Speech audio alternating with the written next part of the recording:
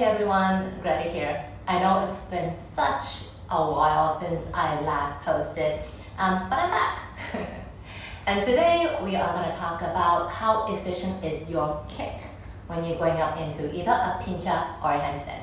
This is applicable to both the pincha and the handstand because we talk about the kick, the scissor kick, and I'll be demoing in a handstand. Now what I just said is the efficiency of your kick, and it's not about if your kick is correct or not. And because, let's be real, there are more than one way of kicking up into the inversion. So I'm not saying that there's just one way that's correct and the other ways are wrong, but I'm just talking about how efficient is it. Like, are you really preserving every ounce of energy invested into that inversion, or are you, wasting your energy? Because kicking up into an inversion does consume quite a bit of energy. So especially when you are in the early stage of kicking up, you do want to be as efficient as possible, as energy saving as possible. And the way to scissor kick up into your inversion is using the legs to kick the hips up high, to stack the hips above the shoulders instead of randomly kicking your legs, like really powering up your legs and kicking yourself into your inversion. So there are two very different ways in that kick.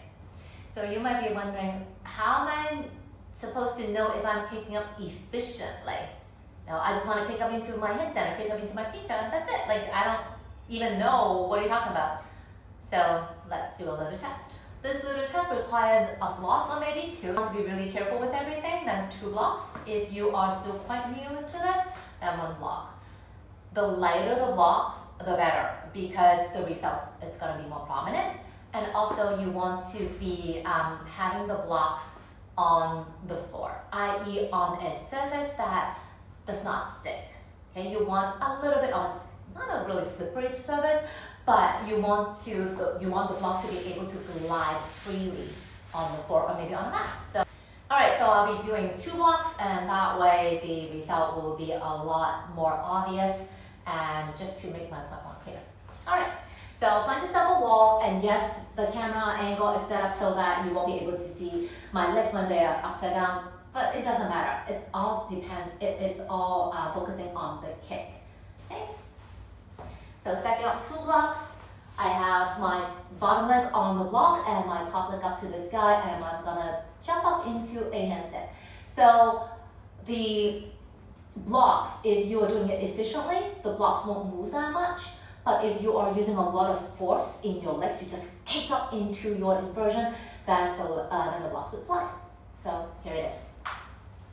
Okay, so doing this with a lot of effort in the legs, not really thinking about where my hips want to go, more focusing on just have a strong kick so that I would land into an inversion. Alright, bottom leg on blocks, top leg up to the sky, and see?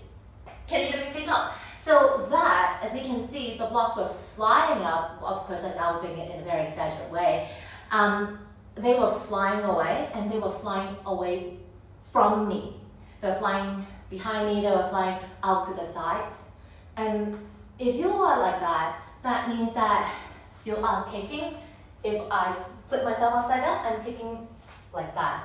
So I am really using the power of my legs to generate that energy to swing myself up into a handstand, and not really focusing on what the legs are supposed to do. Job of the kick of the legs is supposed to send the hips above the shoulders. Once the hips above the shoulders, then you will be inverted. And so if you want to do it with the block, this is how it's gonna look like. So let's set up. Bottom leg on the block, top leg up to the sky, and up. So as you can see, the blocks are not moving, maybe just a little bit, but they're not flying anywhere. They're not escaping away from me. And that slight little movement is, it's quite natural because the floor is slippery.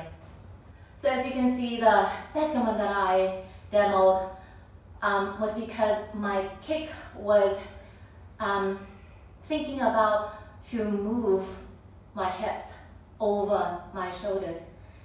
And I want to kick high.